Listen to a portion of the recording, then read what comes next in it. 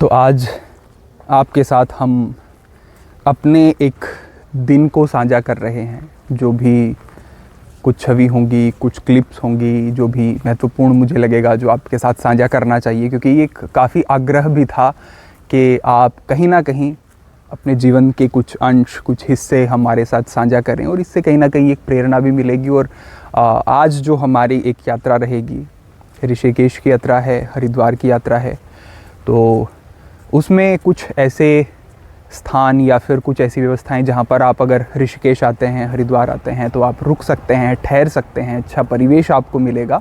ऐसे स्थान दिखाने का भी हम आपको प्रयास करेंगे।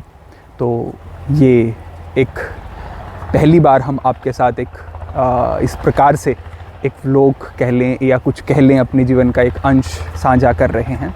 आप साथ में बने रहें, आपके लिए भी ये कहीं ना कहीं एक प्रेरणा का स्रोत होगा और कहीं ना कहीं कुछ ना कुछ बेहतर आपको अनुभव होगा।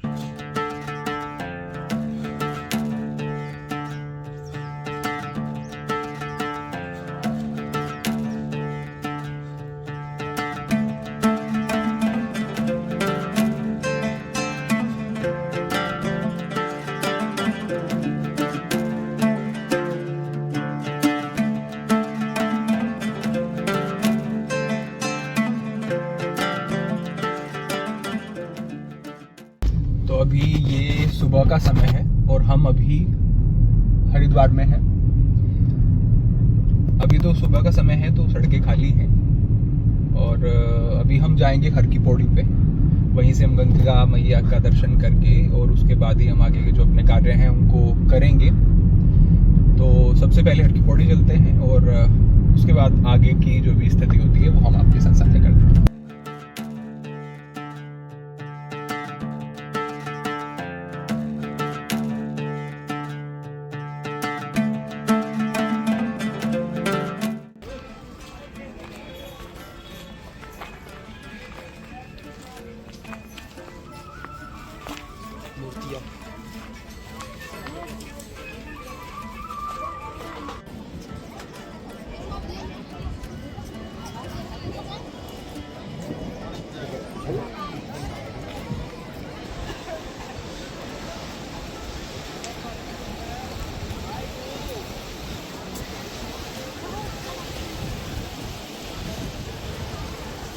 सुबह का समय है लेकिन फिर भी आप यहाँ पर काफ़ी भीड़ देख सकते हैं, क्योंकि जितने भी पूजा अनुष्ठान करने के लिए और अपनी गंगा स्नान के लिए व्यक्ति आते हैं वो प्रातःकाल भी स्नान कर रहे हैं। और यहाँ पे वैसे काफ़ी ठंड है और काफ़ी ठंडी हवा भी चल रही है, लेकिन फिर भी आप देख सकते हैं कि काफ़ी लोग स्नान कर रहे हैं। एक अच्छा, बहुत ही रिफ़्रेशिंग और एक बहुत ही ऊर्जा देने वाला एक माहौल है। ये एक ऐसी ऊर्जा है जो कि कितने ही संत, कितने ही महापुरुषों और स्वयं आदि योगी भगवान शिव द्वारा ऊर्जित स्थान एक तरीके से ये है। तो एक विशेष प्रकार का आनंद और विशेष प्रकार का आपको यहाँ पे अनुभव निश्चित रूप से होता है।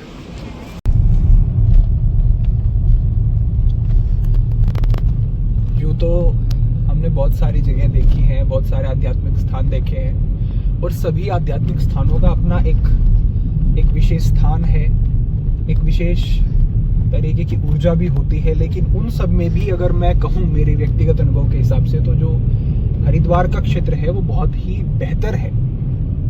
लेकिन वो जो ऊर्जा है वो आपको तभी फील होगी, तभी आप उसको अनुभव कर पाएंगे अगर आप उस तरीके के माइंडसेट के साथ या फिर उस तरीके के भाव के साथ आप आते हैं और हृदय को अपने शुद्ध करके आते हैं, तब आपको वो ऊर्जा निश्चित रूप से अनुभव होगी। आजकल मैं देखता हूँ कई बार लोग एक पिकनिक स्पॉट समझ करके स्पिरिचुअल जगहों पर जाते हैं और वहाँ पे शराब आदि का सेवन करते हुए मैंने कितने देखे हैं। गंगा के किनारे बैठ करके सिगरेट पीते हुए मैं लोगों को देखता हूँ। तो मुझे लगता है कि ऐसे स्थान पर आकर के भी वो अगर उस स्थान का जो एक लाभ है, जो एक ऊर्जा है, जो अपने आप को एक इंटरनली हील करने वाली और विकसित करने वाला एक अपॉर्चुनिटी है, उसको लोग खो रहे हैं। तो एक आग्रह ये है कि अगर आप कभी भी ऐसे स्थानों पे आएँ तो एक भाव के साथ आएँ, एक अपने मन में उस तरीके की स्थिति लेकर के आए, तो आप इन चीज़ों को और इन स्थानों पर जो आपको एक ऊर्जा मिल सकती है और जो आपके जीवन में नेगेटिविटी है वो ख़त्म हो सकती है।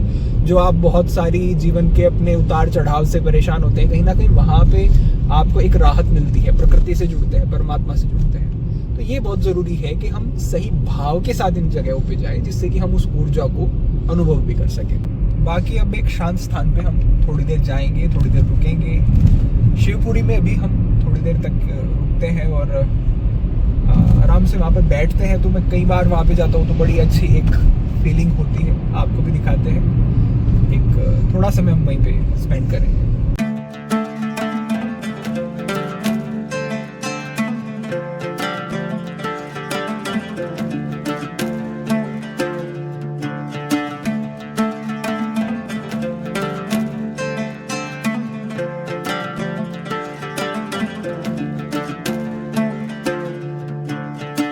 शिवपुरी बीच के लिए दो रास्ते निकलते हैं। एक तो ये आगे जाके आप ऑन रोड ही गाड़ी खड़ी करके और तब नीचे उतर सकते हैं, और एक जो ये रास्ता आप देख रहे हैं, ये आप यहाँ पे आगे तक ही गाड़ी ला सकते हैं। तो ये गाड़ी से या बाइक से आप जैसे भी आ रहे हैं, तो ये आप सामने देख सकते हैं, ये सामने पूरा बीच आ गया और आप यहीं तक गाड़ी को ला सकते हैं और यहाँ पे अच्छे से पार्क कर सकते हैं और फिर ये एक अच्छा व्यू आपको मिलेगा। हालांकि यहाँ पे जो धूप है ना, वो सनलाइट इतनी जल्दी नहीं आती है, आगे आ रही है, लेकिन ये जो बड़ा पहाड़ है तो ये पूरा ढक लेता है, तो उतनी सनलाइट अभी यहाँ नहीं है। अभी मुझे लगता है कि अभी जैसे 9 बजे का टाइम हुआ है, तो आगे लगभग 11 बजे के आसपास यहाँ पे पूरा धूप आ जाएगी।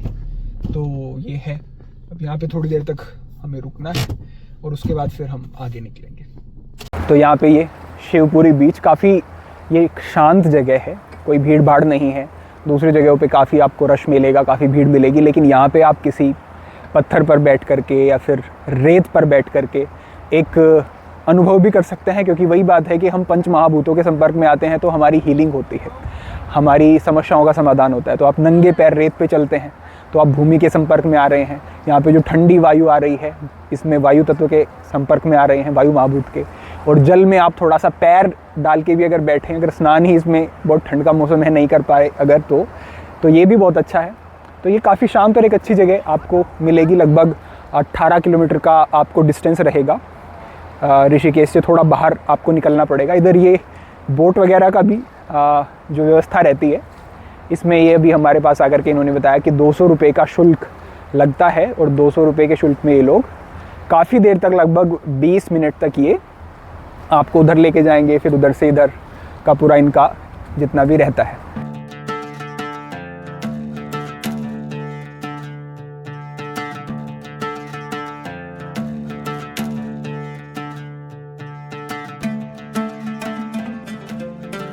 ये यहाँ पे जो है बड़ा ही एक तेज़ प्रवाह है गंगा का। और अब तो देखिए आप, बड़ी धूप भी आ गई है, बड़ा एक अच्छा लग रहा है। अब उतनी ठंड भी नहीं है यहाँ पे। जो मैं कहूँगा कि जो ध्यान के लिए या यौगिक साधना के लिए एक परिवेश चाहिए होता है, तो उसके बिल्कुल अनुकूल लग रहा है। हमारे हठ योग के सिद्धांतों में भी कहा गया है कि सुरम्य धार्मिके देशे सुभिक्षे निरुपद्रवे, कि कैसा स्थान होना चाहिए यौगिक साधना के लिए। सुरम्य यानी कि जहाँ पर बैठ कर के मन स्वाभाविक ही शांत होने लगे, बड़ा रमणीय स्थान हो, और आप थोड़ा प्रयास करते हैं तो आपका ध्यान अधिक केंद्रित होता है, अधिक लगता है। ऐसे ये स्थान है।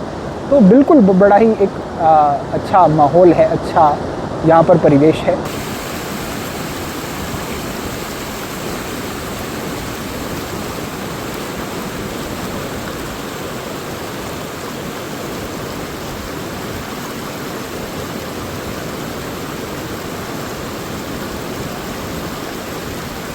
अभी भोजन आदि करने के बाद हम इस स्थान पर आए थे। दरअसल मैंने आपको कहा था कि हम कुछ आश्रम भी आपको दिखाएंगे, जहाँ पर आप यदि ऋषिकेश में आते हैं तो ठहर सकते हैं, रुक सकते हैं, लेकिन कुछ व्यस्तताओं के कारण कुछ आगे के कार्यक्रम ऐसे बने कि वहाँ पर जाते तो फिर समय अधिक लगता। तो आज हमने इसी एक होटल लिए है यहाँ पर ऋषिकेश में। यहाँ पर हम कुछ समय तक विश्राम करेंगे, उसके बाद संध्या में संभवतः हम दूसरे कार्यों के लिए निकलेंगे। तो अभी तक हम भोजन वगैरह करके बस थोड़ी देर अभी रेस्ट किया है, और आगे अब संध्या की आरती भी हम आपके साथ साझा करते हैं। बड़ा अच्छा एक माहौल वहाँ पर बनता है।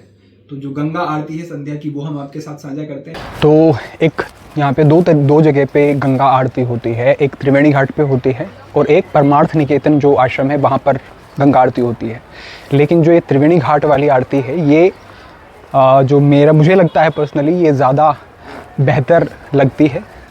और मतलब बहुत सुंदर तरीके से इन्होंने यहाँ पर पूरा एक व्यवस्था बनाई हुई है, तो यही हम आपके साथ अभी साझा करते हैं।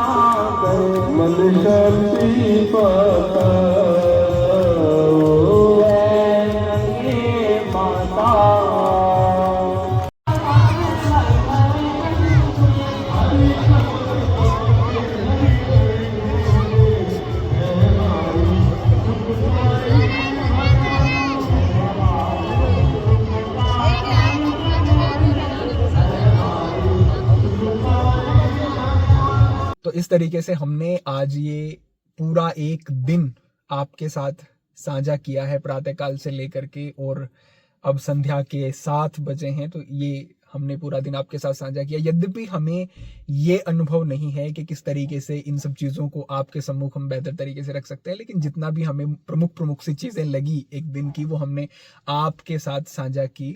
और यदि आपको लगता है कि इससे कुछ बेहतर आपको प्रेरणा मिली हो, या फिर कुछ चीज़ें आपको बेहतर लगी हो, अच्छा अनुभव कराएं, तो भविष्य में भी हम इस प्रकार से आपके साथ ये चीज़ें साझा करते रहेंगे। आप अपना मत कमेंट के माध्यम से साझा कर सकते हैं।